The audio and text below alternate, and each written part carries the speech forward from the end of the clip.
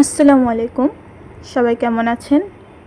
আজকে আমরা জানব জবা গাছের পরিচর্যা এবং জবা গাছের বিভিন্ন রোগ সম্পর্কে, কিভাবে এর পরিচর্যা করতে হয় সেই সম্পর্কে। জবা গাছ বাংলাদেশের একটি অতি পরিচিত মুখ। বাংলাদেশের কিছু কমন ফুলের মধ্যে জবা অন্যতম।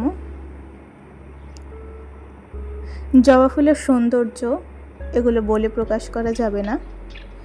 জবা ফুলের রয়েছে 100-এরও বেশি কালার।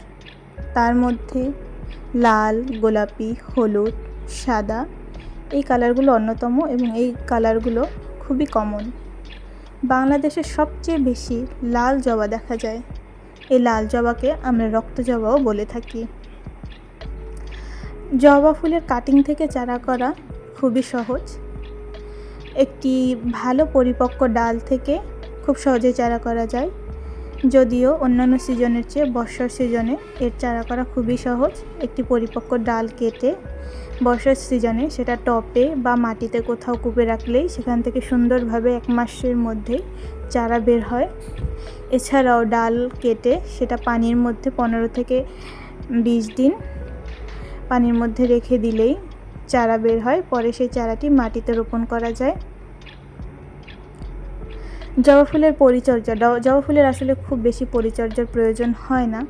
জবা ফুল লাগানোর জন্য যদি আপনি টবে লাগান তাহলে 2 ভাগ গার্ডেন সয়েল মানে নর্মাল যে মাটি সেটা নেবেন, 1 ভাগ গোবর সার নেবেন, 1 ভাগ লাল যে মোটা বালু সেটা যদি থাকে ভালো হয়, এবং 1 মুঠো বা 2 মুঠো ডিমের খোসা গুঁড়ো করে সব কিছু সুন্দরভাবে মিক্স করে যদি আপনি লাগান তাহলে গাছ খুব সুন্দর বাড়বে, গাছ স্বাস্থ্যবান হবে এবং খুব সুন্দর ফুল দিবে।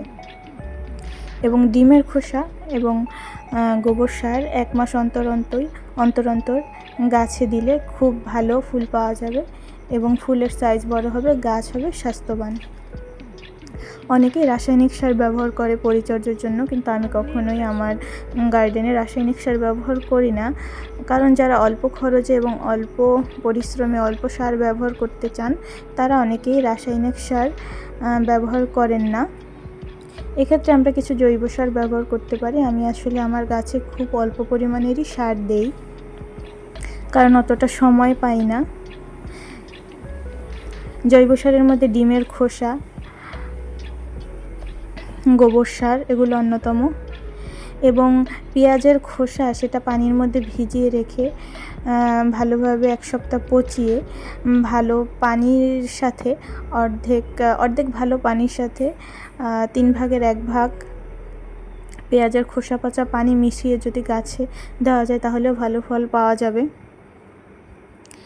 এবং কিচেন কম্পোস্ট যেমন তরকারির খোসা এগুলো শুকিয়ে, কলার খোসা এটা শুকিয়ে যদি টুকরো টুকরো করে কেটে গাছের গোড়ায় দেওয়া যায় তাহলেও ভালো ফল পাওয়া যায়। জবা গাছে সবচেয়ে বেশি আক্রমণ করে হচ্ছে মিলিবাগ। এটা সাদা সাদা এক ধরনের পরজীবী। এটা জবা গাছে প্রায় আক্রমণ করে। বিভিন্ন কীটনাশক ব্যবহার করে এই মিলিবাগের হাত থেকে রক্ষা পাওয়া যায়। তবে ঘরোয়া পদ্ধতিতে যদি শ্যাম্পুর সাথে হলুদ গুলিয়ে যদি সেটা গাছে স্প্রে করা যায় তাহলে অনেক সময় মিলিবাগের হাত থেকে রক্ষা পাওয়া যায়। এটা হচ্ছে ঘরোয়া পদ্ধতি। তবে যদি কম পরিমাণে মিলিবাগ হয় তাহলে ঘরোয়া পদ্ধতি কাজ করবে, আদারওয়াইজ আমাদের কীটনাশক ব্যবহার করতে হবে।